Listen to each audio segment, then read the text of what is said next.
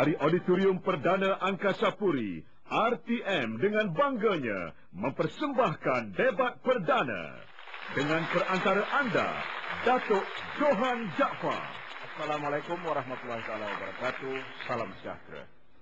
Selama 5 minggu, dan ini minggu ke-6, kita telah mendebatkan secara terbuka, secara langsung dan secara tuntas, serta secara jujur, isu yang oleh Perdana Menteri sendiri, Datuk Seri Abdullah Ahmad Badawi menganggapnya berada pada tahap yang berbahaya. Isu penyalahgunaan dadah di negara ini. Selama 6 minggu, kita datangkan tokoh-tokoh dari pelbagai latar belakang, juga dari fahaman politik yang berbeza untuk melihat pelbagai aspek yang ada kaitannya dengan dadah.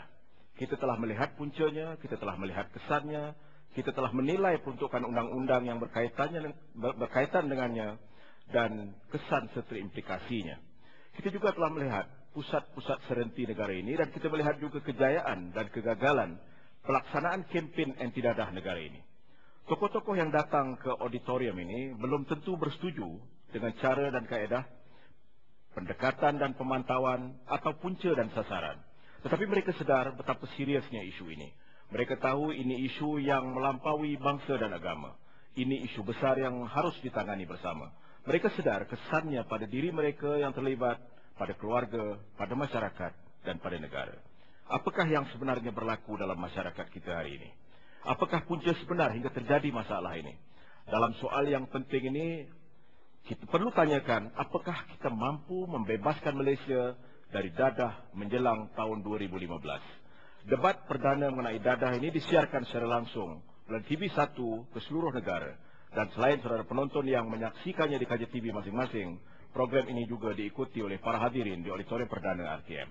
Saudara penonton yang saya hormati sekalian, untuk membincangkan isu mengenai masalah yang membabitkan apakah kita boleh membebaskan Malaysia dari dadah pada tahun 2015, kita telah datangkan ke auditorium. Di sebelah kiri saya ingin perkenalkan Yang Berhormat Datuk Abdul Rahman Bakar, Timbalan Menteri Sumber Manusia.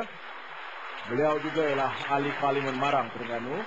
Di sebelah beliau ialah Datuk Tuan Ibrahim Tuan Man, Ahli Jawatankuasa Kerja PAS Pusat.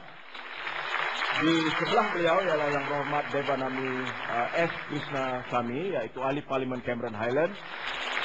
Dan di hujung sekali ialah Yang Berhormat Su Kiong Siong, Ahli Dewan Undangan Negeri Pasir Panji, yang juga timbalan pengurusi DAP Perak. Bagi pihak RTM, saya ingin mengucapkan berbanyak-banyak terima kasih kerana kehadiran 4 orang tokoh yang ada pada malam ini. Saya nak mulakan perbincangan kita, Datuk. Apakah Datuk percaya bahawa Malaysia boleh bebas dadah tahun 2015? Bismillahirrahmanirrahim. Alhamdulillahirrabbilalamin. Wassalatu wassalamu ala asyrafil anbiya'i wal mursalin wa ala alihi wa ashabihi ajma'in. Pertama, ingin saya rakamkan tahniah dan syabas kepada pihak RTM sempena dengan sambutan ulang tahun ke-59. Semoga ianya lebih cemerlang, gemilang dan terbilang. Kita percaya debat perdana yang membawa tajuk Malaysia Bebas Dadah 2015 bolehkah dicapai ini merupakan sebahagian daripada program yang sangat berguna selama 59 tahun RTM mewarnai maklumat tanah air. Pada soalan yang telah dikemukakan kepada saya, apakah kita Malaysia ini boleh bebas daripada dadah? Jawapannya bergantung kepada cara dan kaedah kita menangani gejala dadah ini.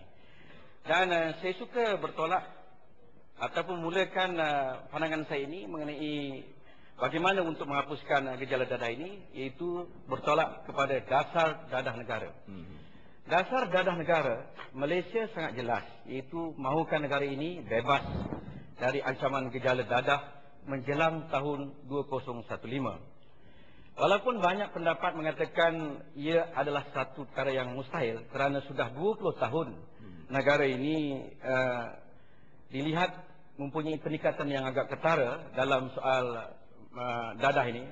Tapi kita yakin dan percaya bahawa dasar-dasar yang sedang digubal dan juga matlamat serta strategi yang dibuat oleh pemerintah dan juga oleh pelbagai pihak yang lain, insya-Allah negara kita akan bebas daripada dadah menjelang 2015. Datuk, kita akan bincangkan, kita akan lanjutkan perbincangan dia. Tapi Tuan Haji, Datuk Tuan Man, Kalau kita lihat dari segi angkanya cukup menakutkan. Setiap jam, selepas saja kita habis program ini selama 1 jam, ada tambahan 3 penagih daerah baru.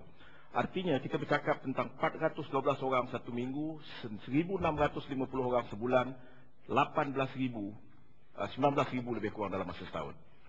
Dengan angka yang sebegini, apakah Datuk percaya kita boleh mengatasinya dalam tahun 2015? Bismillahirrahmanirrahim. Masyarakat Pengerusi dan rekan-rekan sekalian. Angka ini menakutkan kita dan saya fikir kita nak kata kita mampu membasmi, kita harus lihat daripada 2 sudut. Yang pertama, penagih baru yang bertambah. Yang kedua, penagih berulang yang hampir 70%. Macam mana kita kata kita boleh yakin 2015 kita akan hapus? Di segi realitinya tak mungkin. Tetapi sebagai manusia, saya setuju bahawa potensi manusia untuk berubah itu besar. Dan kita harus garakkan usaha. Bukan makna kita putus asa. Tapi angka ini menakutkan kita. Saya bimbang dengan angka ini. Kalau 3 penagih baru setiap jam, berarti dia suatu benda yang sangat membimbangkan kita. Dan saya lihat bahawa semua pihak harus sedar dan mencari jalan ke arah pemulihan tersebut. Baik, Yang Berhormat, kalau kita perhatikan, ini masalah global yang baru. Kita berdepan dengan dunia tanpa sempadan. Kita berdepan dengan keadaan anak-anak muda kita terdedah dengan berbagai pengaruh daripada luar dan sebagainya. Bolehkah kita secara jelas mengatakan bahawa kita mempunyai kekuatan atau daya tahan untuk membendung masalah ini dengan cabaran baru, bentuk dadah yang baru masuk ke dalam pasaran kita? Terima kasih, Datuk. Saya amat percaya tetap boleh. Soal menghapuskannya 100% memang mustahil. Satu yang tidak realistik. Tapi saya rasa dari segi membendung, mengawal, kalau ada iltizam dan iltikat, sudah tentu boleh. Kalau kita lihat dari segi global perspektif, ini adalah satu masalah antarabangsa, bukan saja di sini. Di Amerika Syarikat, kita ada lebih kurang 14 juta penagih dadah.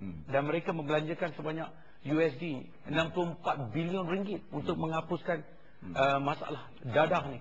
Dan Malaysia ni saya rasa banyak sudah dilakukan, tetapi pada hari ini realitinya kita duduk sini untuk berbicara bagaimana kita boleh selesaikan pada 2015. Baik, Yang Berhormat Su, apa masalah besar yang kita hadapi untuk membasmi masalah dadah kita?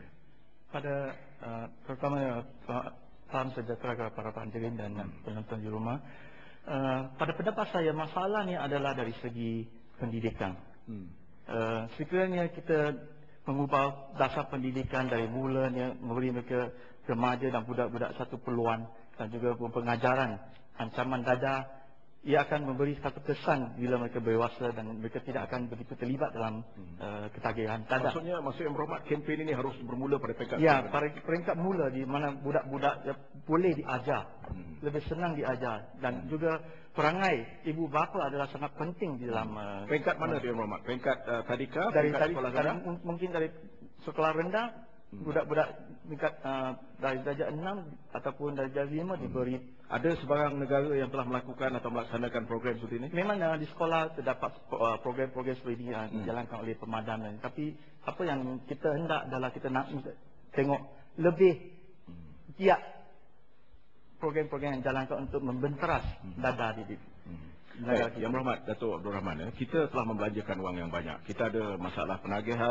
19,000 setahun dalam tahun 2004. Kita bawa sebahagian daripadanya masuk ke pusat serenti, tetapi kita juga ada masalah di pusat serenti dan kita tidak dapat mengatasi masalah ini. Datuk, ada sebarang cadangan konkret selain daripada apa yang telah kita dengar dan telah kita buat? Apa lagi yang belum kita buat untuk menangani masalah dadah? Saya melihat